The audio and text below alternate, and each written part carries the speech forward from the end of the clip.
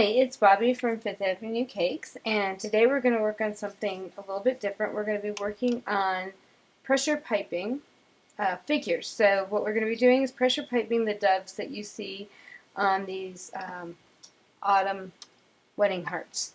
So let's begin. Alright, so what you're going to need is a template of doves, which I have right here, and I'm just going to tape them down. I'm using a flat map to pipe on. Normally I would use acetate. I'd put the template under some acetate and I would tape the template to the table and the acetate on top of that. But I wanted you to be able to see the white piping, so I'm doing it on this flat map. You could also do those acetate folders that you buy like at Office Depot. You just want to make sure everything's really snug and tight. You want to make sure if you're using an acetate folder that it's a light acetate and not a hard one, or you'll crack when you go to remove them. And they'll usually take overnight to dry. So I have some already done to show you. We're going to be working with two consistencies for this. We're going to be working with a soft peak and a pressure consistency. A pressure consistency is somewhere, it's not quite as runny as a top coat, but it's a soft peak consistency that if you agitate it a little bit, it will settle in. And I'll show you how that works. So the first thing you want to do is I'm going to pipe these wings, and each dove will have a set of wings going each way. So to pipe the wings, you're going to be using a soft peak consistency, and just keep your tip lifted so that you get a nice line. And then you're going to want to make pressure as you loop back down and release pressure as you get to the bottom. Go back up, make more pressure as you get to the top, and less pressure as you come down. The idea is that you want your wing to be thin at the point where you're going to be attaching it to your dove.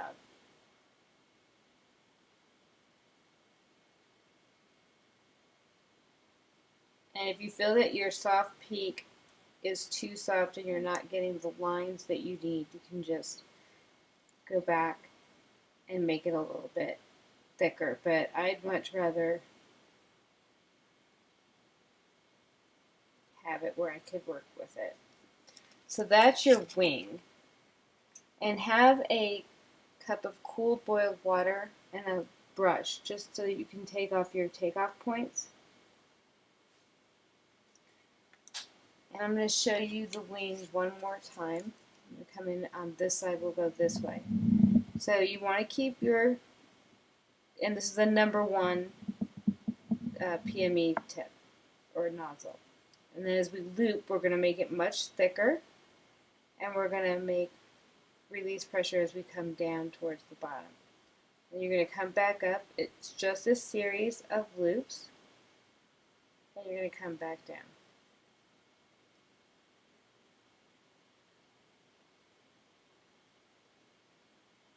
And you want to make sure that when you come down, that your royal icing is touching that bottom line that I put in for the wing, so that when you go to lift it, you won't have any breakage.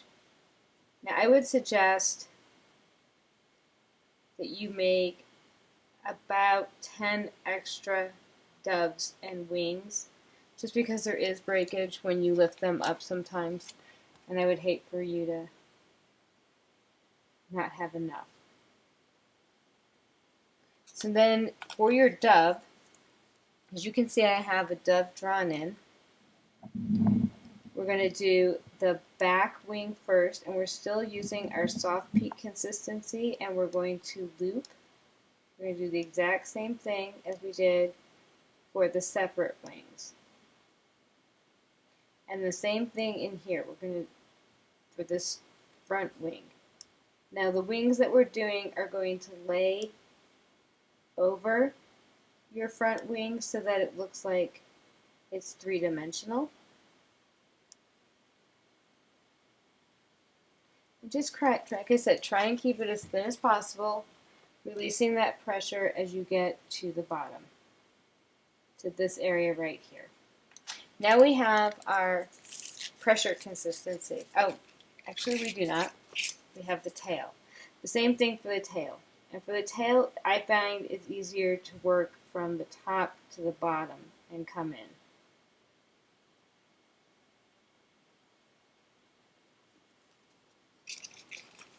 The tail is the one point, it's like doing a neck.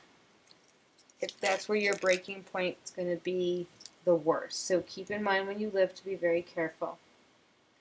You want to go in with your pressure consistency, and as you can see, it isn't a top coat consistency, but it is much smoother than a soft peak consistency. And I am making and I'm working with a number 1 tip again. I am keeping that tip agitating my icing so that it becomes smooth. Then I'm going to make a big barbless head. I'm going to completely release pressure, dip in, and pull out a beak, like so. I'll look for any takeoff points. Right here, I can see that if I don't add something, I will probably break at my tail. So I'm just going to kind of bring that in, and then I'll add a little bit more of my soft peak consistency just so that you can't tell. And we'll do that one more time with one over here so that you can see it better. Again, with our soft peak consistency, we're going to loop upward, pressure at the top, releasing our pressure as we come down, pressure at the top, releasing our pressure as we come down. So as you can see, it is much thicker at the top area of our wing. And then on this one, same exact thing. You're going to loop up, come down, start releasing your pressure, go back up, pressure, make it nice and, well, you don't want it thick, but you want it thicker than at the bottom. And if you want to spread them out a little bit, you can give them a little bit more movement that way.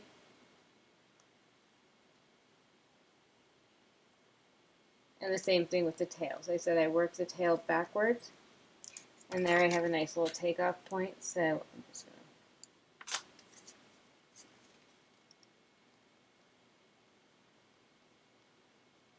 You don't need a lot of rail icing for this, because it doesn't take a lot. And then again, we'll go in with our pressure consistency. And just keep that tip moving back and forth, following the line of your dub. I wouldn't suggest doing this freehand unless you felt extremely confident, because going back and forth like this, you could go over your line. Make a big bulbous head, release your pressure, dip in, and bring out that beak like so. Now those have to dry, and generally I would put them, and again I can see that, like I said, my tail, you can see that that would be my breaking point. Rather than this time, instead of adding more soft peak, I'm just going to take my dampened brush and bring it in like so. So you can't see any takeoff points. Now this should go under a light for a good 4 hours and then sit overnight. Now I'm going to show you what you do with them when they're done. I'm going to carefully move these to the other side so I can use these for another day.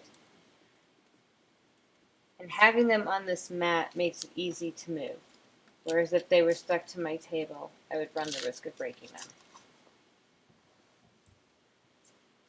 When your doves are done, you want to carefully peel them off and maybe use a little spatula to remove them or bring them down to your table so that they don't break.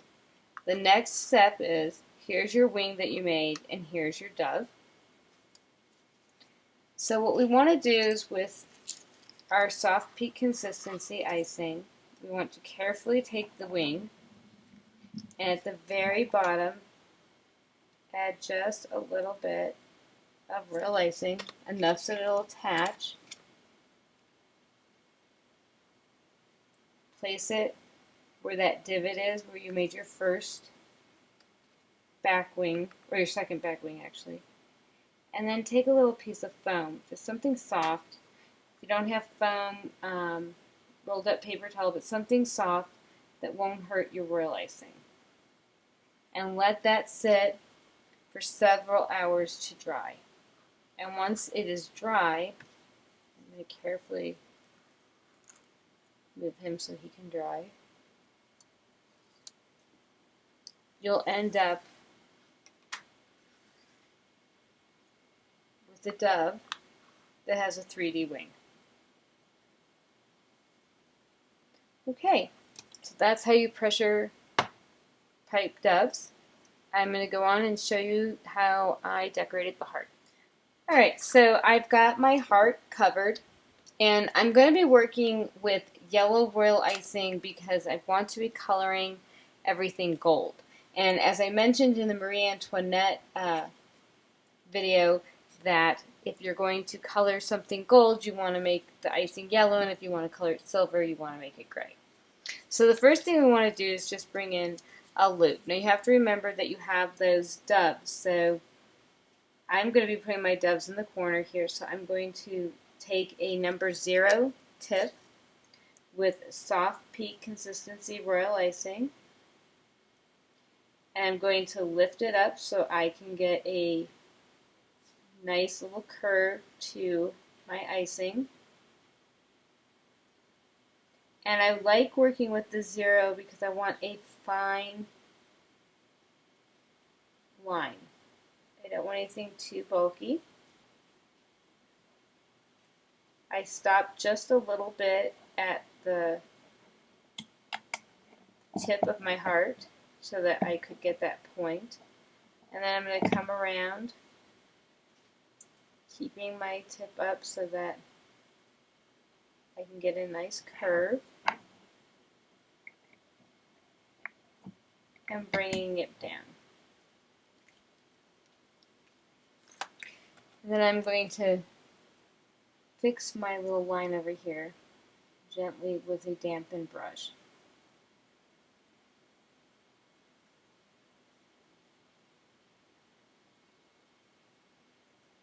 Just move it so that it's a little bit more,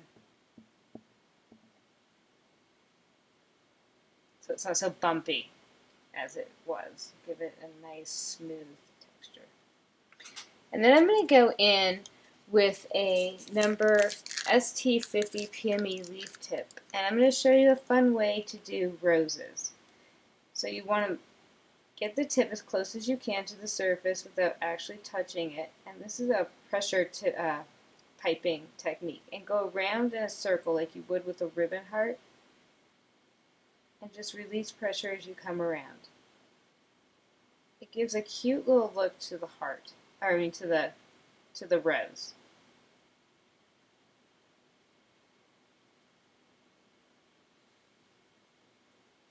So it's another way of making a rose that's a little bit unique and different.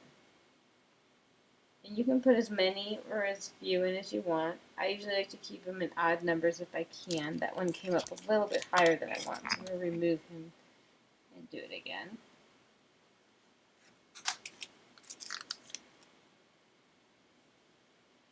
With this technique, you want your icing to be off-peak consistency. And like I said, I'm not going to have yellow roses, though that would be very pretty. Everything is going to be colored gold. Just keep going around in a circle and release pressure as you come down. And then to make the bow, you're going to come up, loop around,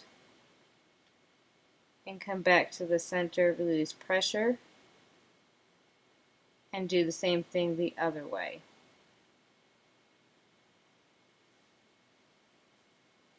So you have a nice little textured bow.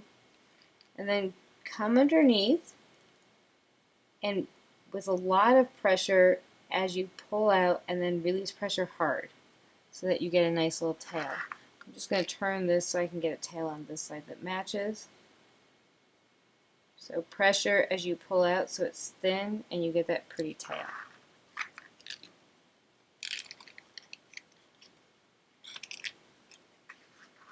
And then because the doves are so fragile, I am going to go ahead and put in the border first. And the only thing you need to do for the border, it's a leaf border, so you're going to make pressure and release as you scratch down. It's a shell, so you're going to come in at a 45-degree angle, just like you would if you were doing a bead border, and just keep doing that. Release pressure, come back, so that all your leaves are the same. I like making different borders with different textured tips. I think in the sweet pea I showed you how to rope a leaf. Now we're just doing a straight leaf border, which, like I said, is just like doing a shell border. You just want to pressure, release, come back, pressure, release, come back. Let your icing build up and come back. So I'll finish this guy and I'll show you how to add those doves on. In case you couldn't see what I was doing on the cookie for the border, you just want to keep your tip at a 45-degree angle, build up the leaf to the size that you want, pull out, come back far enough so that you have a nice little border going on. That's all you're doing. You're doing that around the cookie.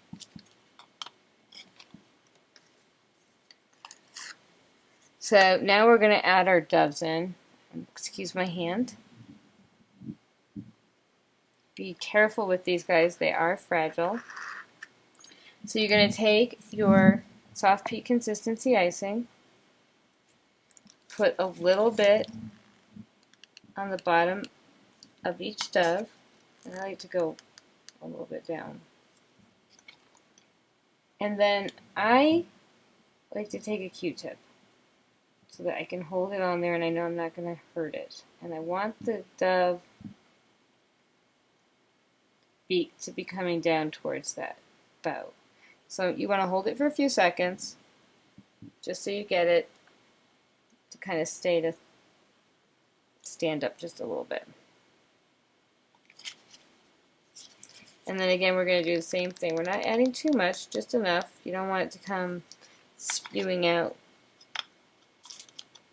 at the bottom there. And then carefully, again, put it on, being extremely gentle. And I'll usually position it after I get it on with my Q-tip as not to hurt my dove. And again, bring the beak down. I want him to be a little bit on that ribbon. This one did come out just a tad, so I'm going to take it off before it dries.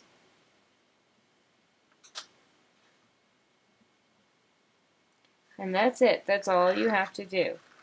And then when your icing has dried, just take a little bit of gold dust and Everclear and paint. You've seen me do that tons of times. So thank you for joining me, and I'll see you in the next video.